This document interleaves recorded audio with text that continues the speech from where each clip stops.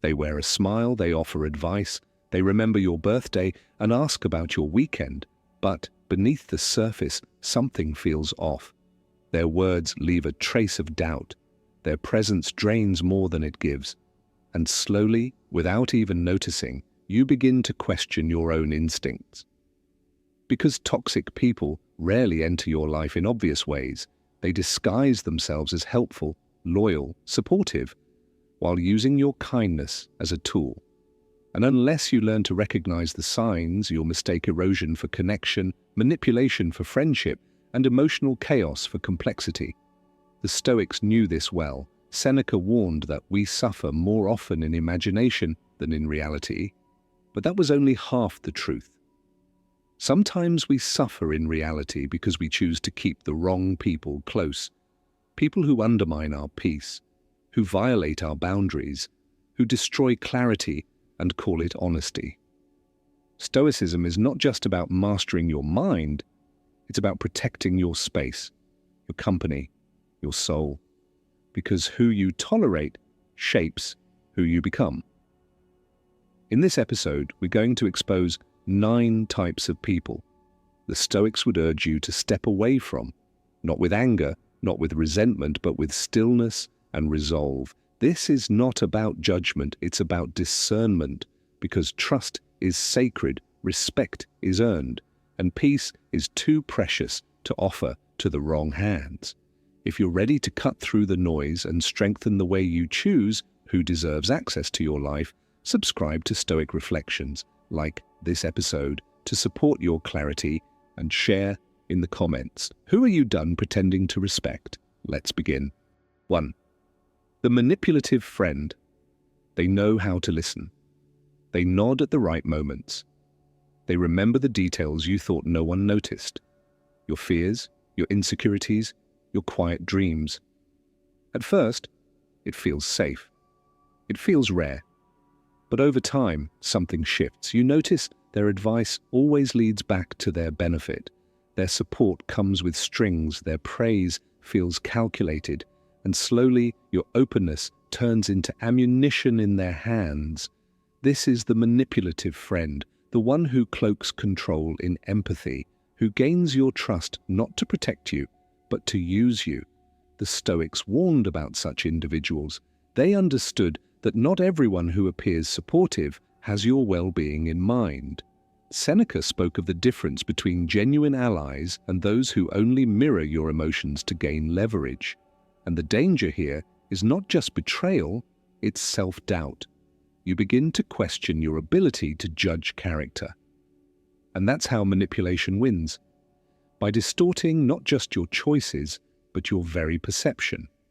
The manipulative friend doesn't insult you, they don't scream, they don't attack.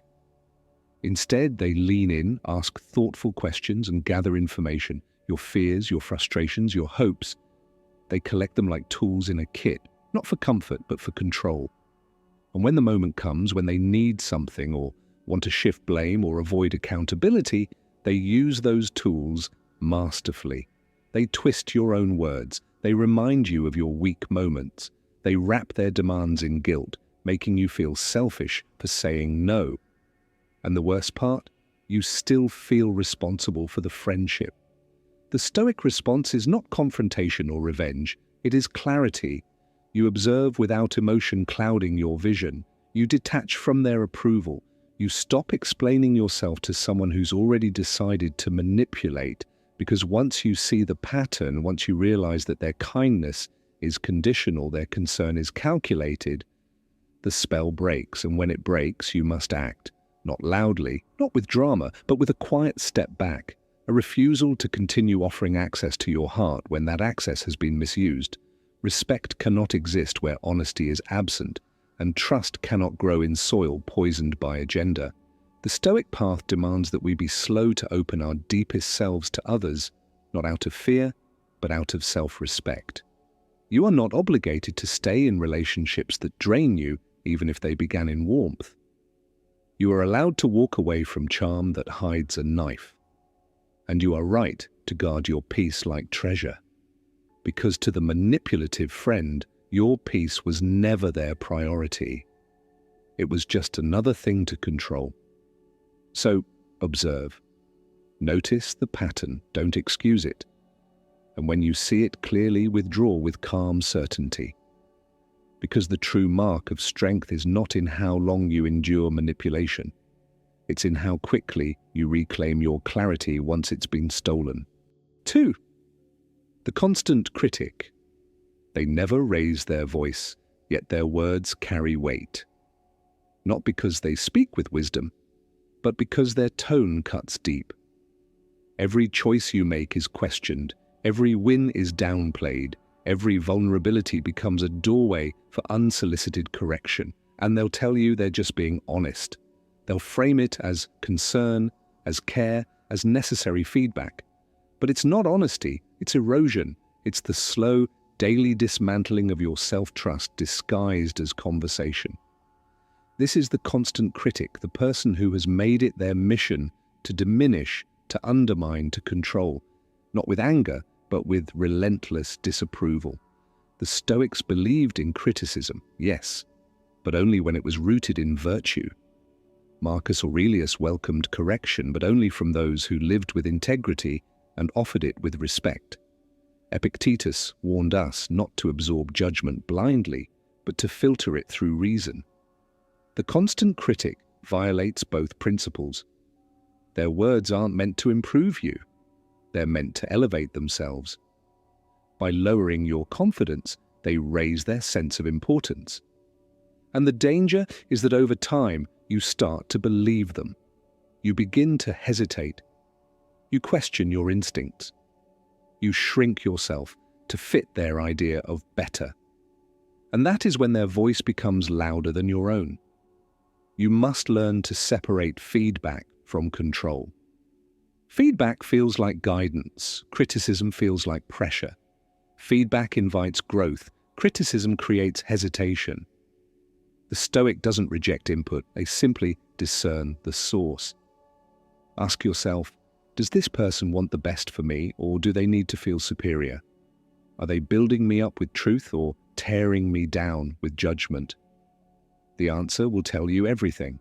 The constant critic rarely celebrates you.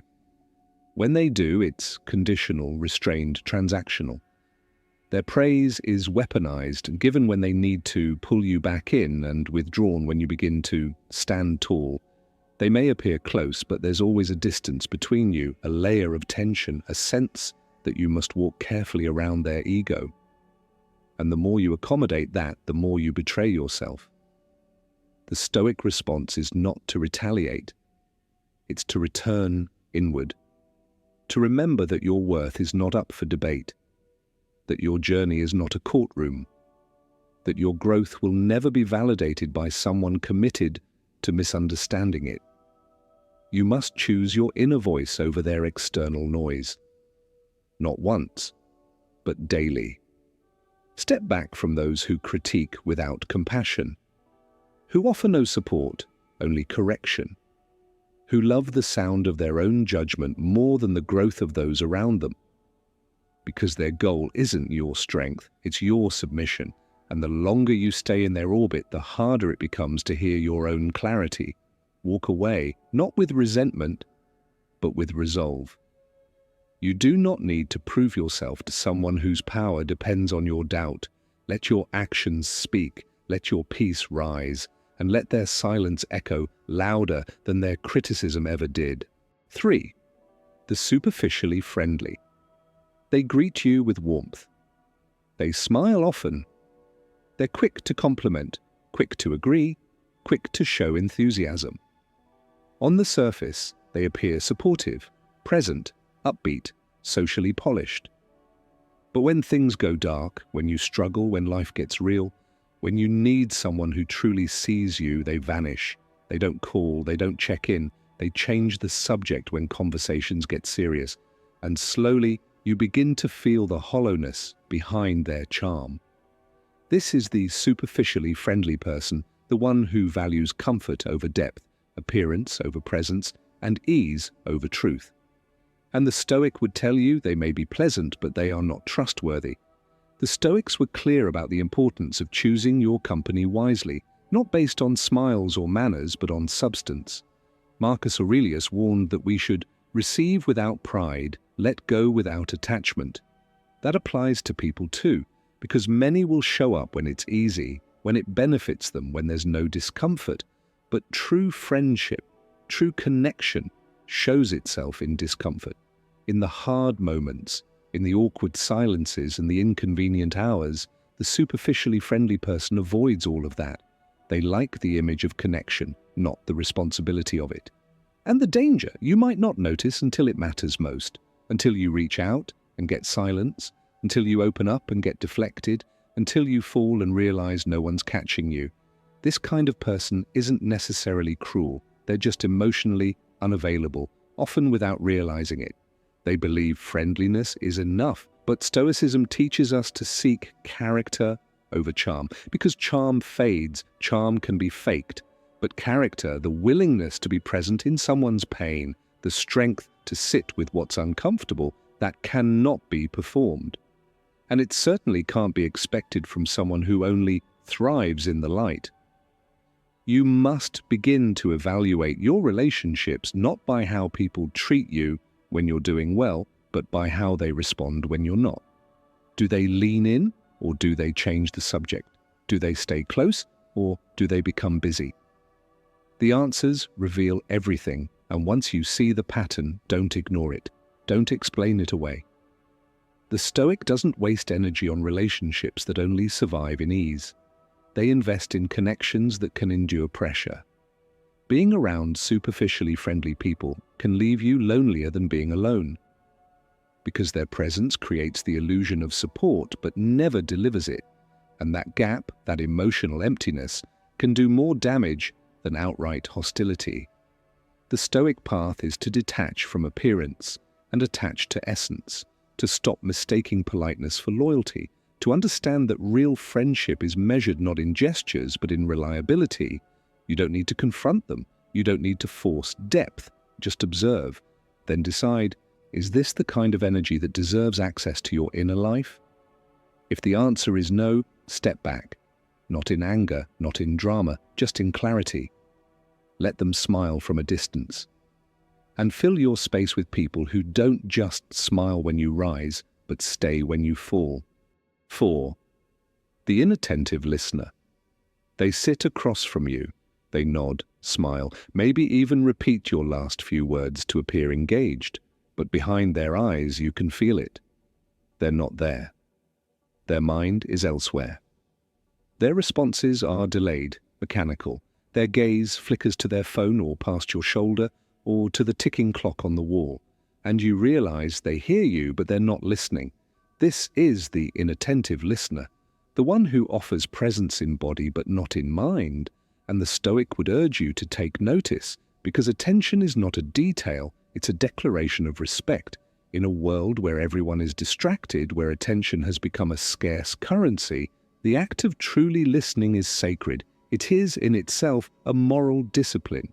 Epictetus emphasized that we have 2 ears and 1 mouth for a reason, to listen more than we speak.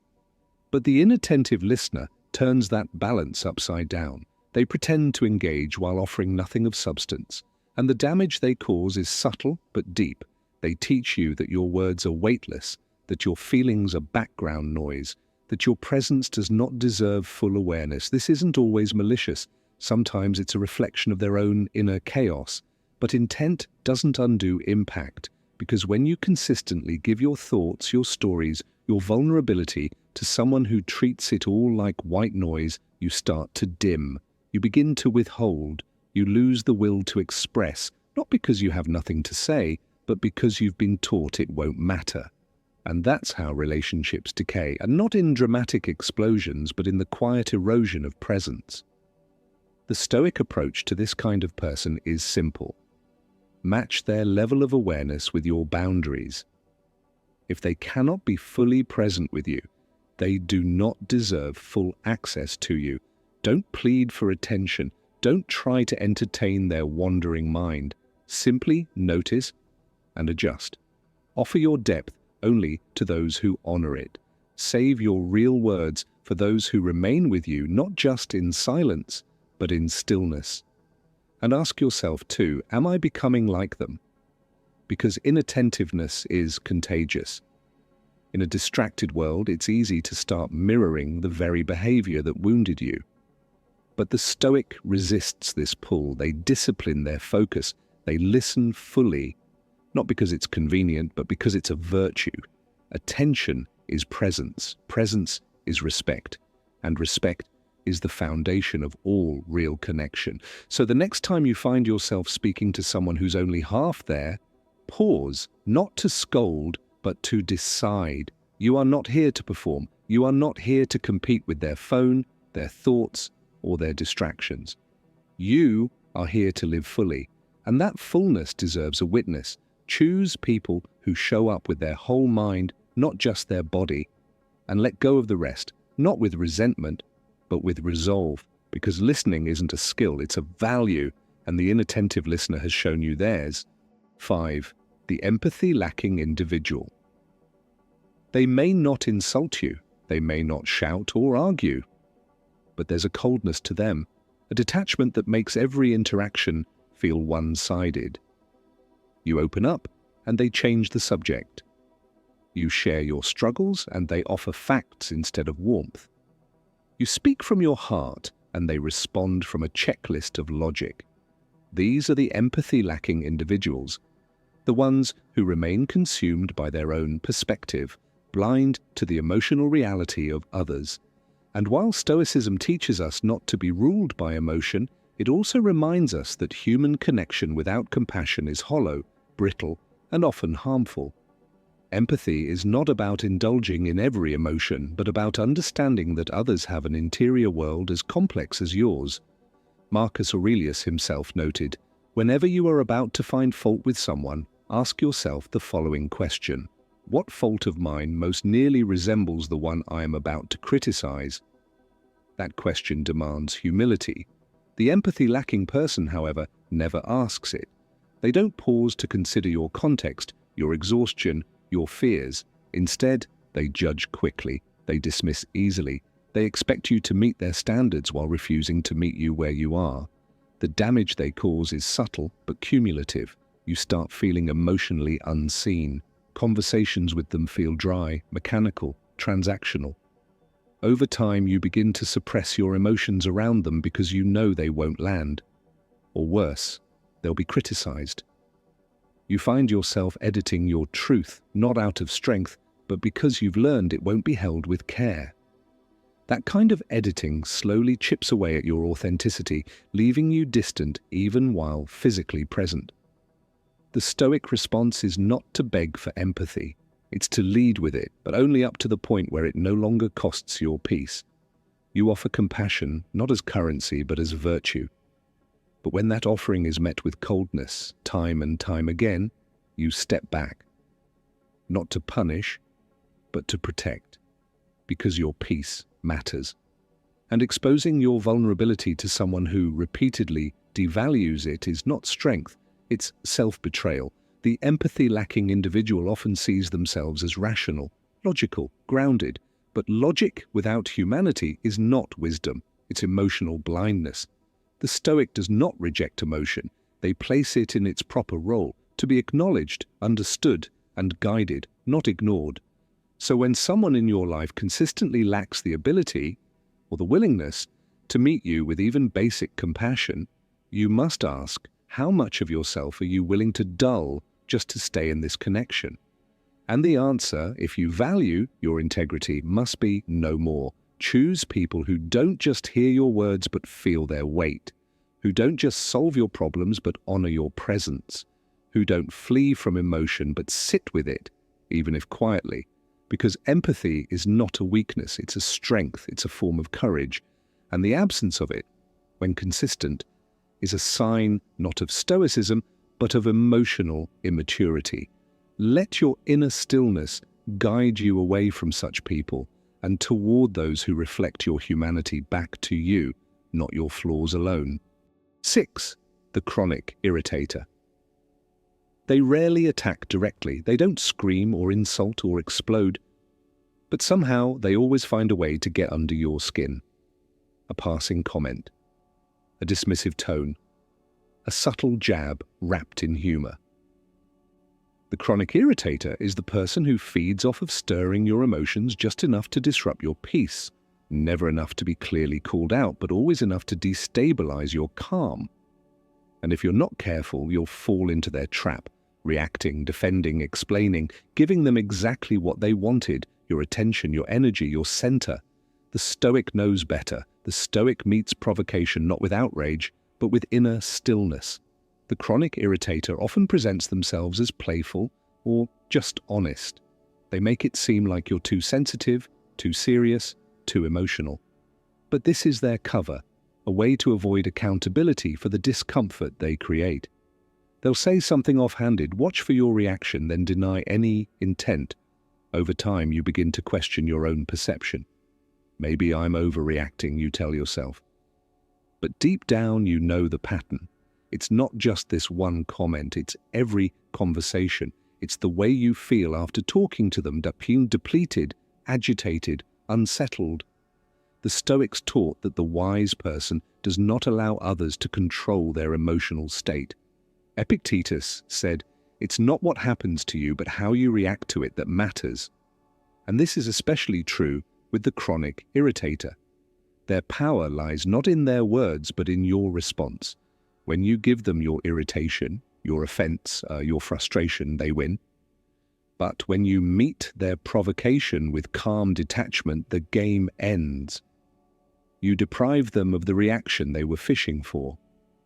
You show them, without saying a word, that your peace is not up for auction. This doesn't mean you tolerate disrespect. It means you rise above petty conflict. You disengage. You redirect. You refuse to be baited into emotional turbulence. And in doing so, you maintain your clarity, your dignity, and your energy.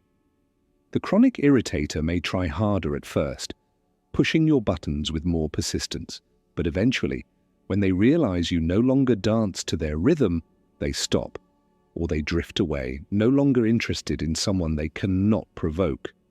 The Stoic approach to this kind of person is not passive, it's precise. You watch, you discern, you adjust your exposure. You no longer explain yourself to someone who treats your peace like a target. Instead, you protect it, not with walls of aggression, but with the quiet strength of non-reaction. That is how you win, not by overpowering them, but by becoming unshakable. So the next time that sly comment comes, the eye roll, the half joke at your expense, pause, breathe, see it for what it is.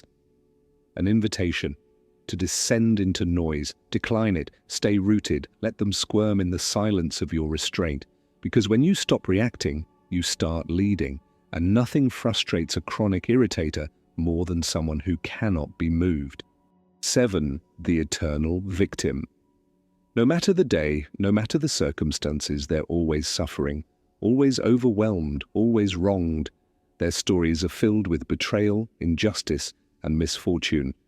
And in every one of them, they're the hero and the helpless at the same time.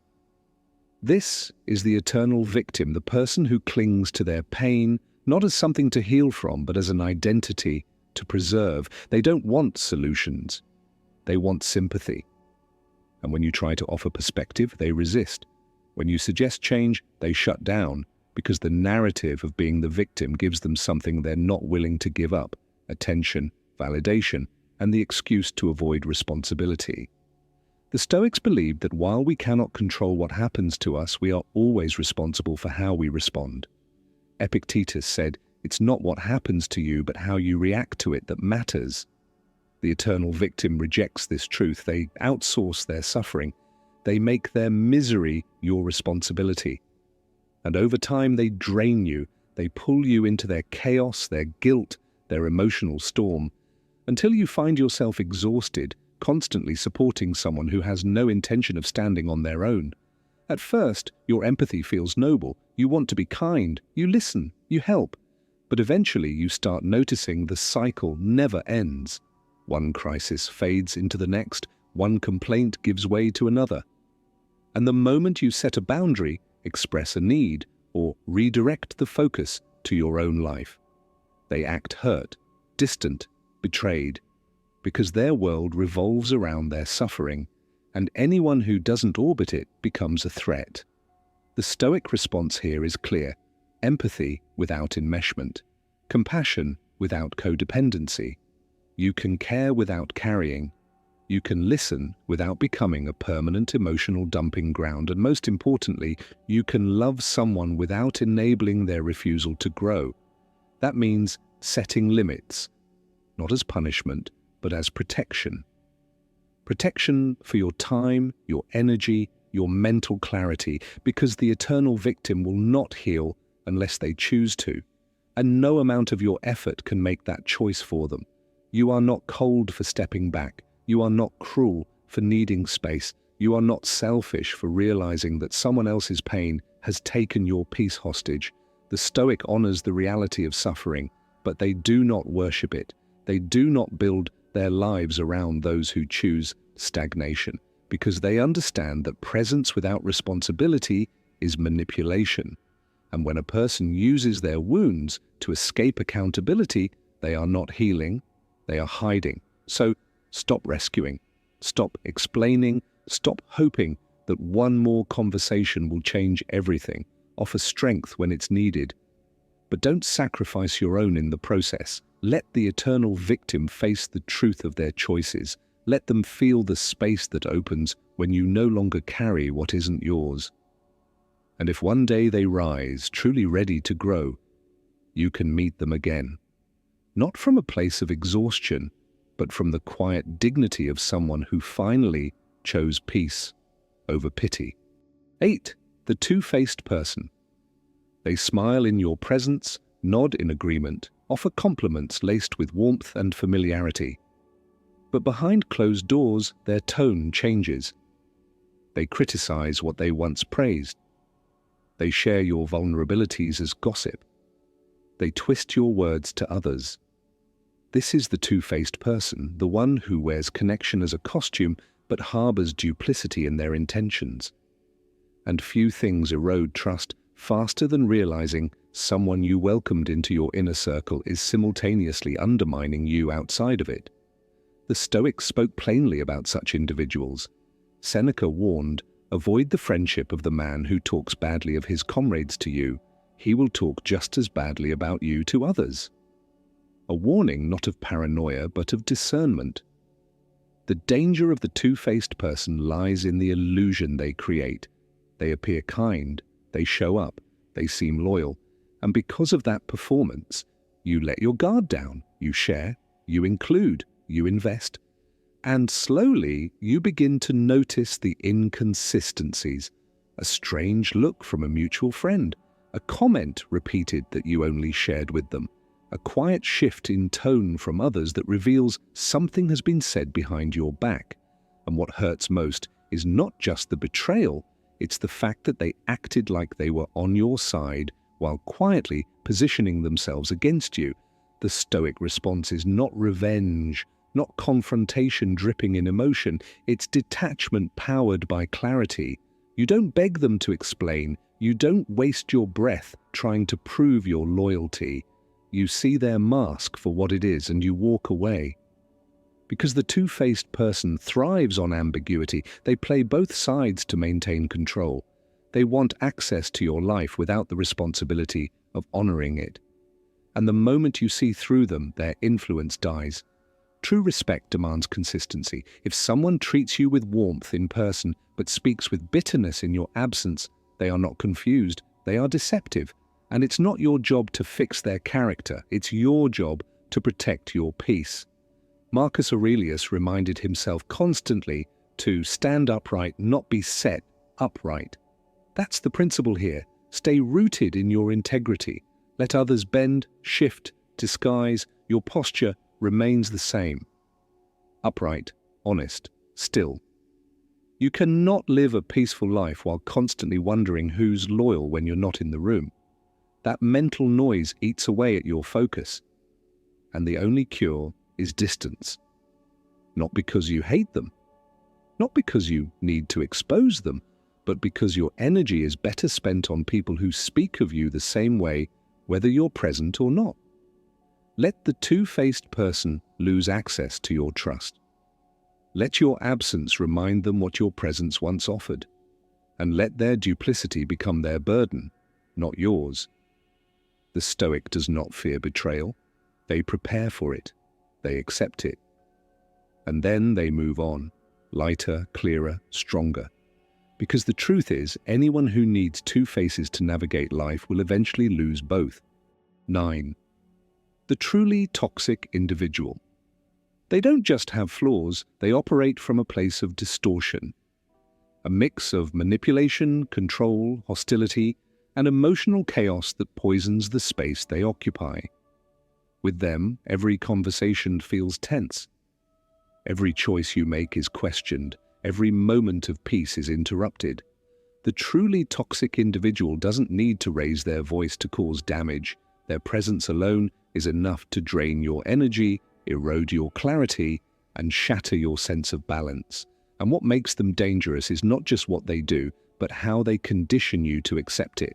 Slowly, repeatedly, until you start believing that this tension, this confusion, this constant emotional turbulence is normal. But the Stoic knows it's not. The Stoics taught that the company we keep shapes the quality of our lives. Marcus Aurelius emphasized, the soul becomes dyed with the color of its thoughts, and thoughts are often reflections of who surrounds us. If your daily environment is filled with judgment, manipulation, passive aggression, or direct hostility, your inner world cannot stay untouched. You begin to lose your sharpness. You question your instincts, you spend more time anticipating their moods than honoring your own. And that shift, that gradual disconnection from yourself, is how toxicity thrives. The truly toxic person doesn't just affect you when you're with them. They linger in your thoughts, in your anxiety, in the way you second-guess simple things. They operate through control, making you feel guilty for setting boundaries, selfish for needing space, unreasonable for wanting peace. And over time, your life begins to shrink, your laughter fades, your passions dim, you adapt to their chaos because confronting it feels like war, and you're too tired to keep fighting. But the Stoic reminds us that peace is a discipline, not a gift. It's something we must choose, protect, and defend with unwavering clarity. And sometimes the most powerful act of discipline is walking away, not out of hate, but out of self-respect. You are not here to be someone else's emotional punching bag. You are not obligated to fix someone who refuses to acknowledge their damage. You can love someone or have history with someone or even share blood with someone and still choose to protect your spirit from their influence. Cutting ties with the truly toxic person doesn't mean you lack compassion. It means you finally have compassion for yourself. It means you understand that no amount of Stoic wisdom can thrive in a space poisoned by manipulation and chaos.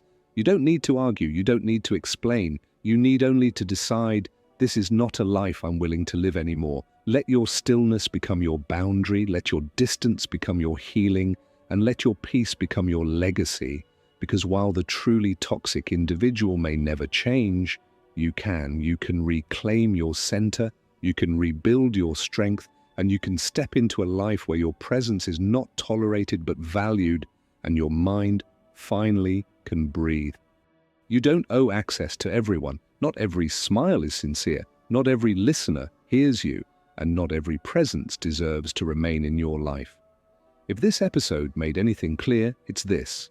Trust and respect are sacred currencies, and giving them to the wrong people will bankrupt your spirit.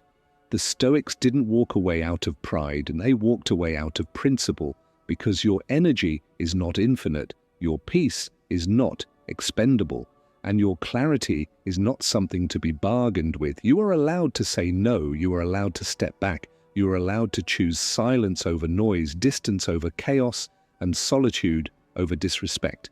That isn't cruelty, it's maturity, it's strength, it's living from your center, not from emotional habit.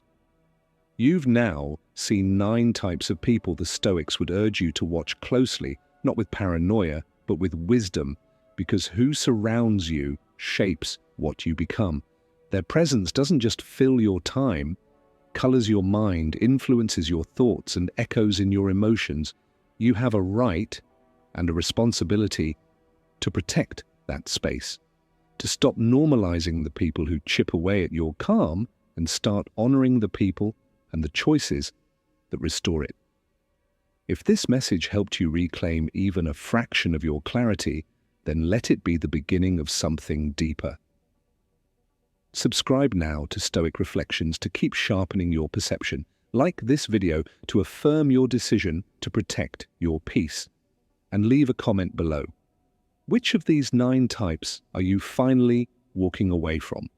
Because respect doesn't start when others give it. It starts when you stop tolerating what destroys it.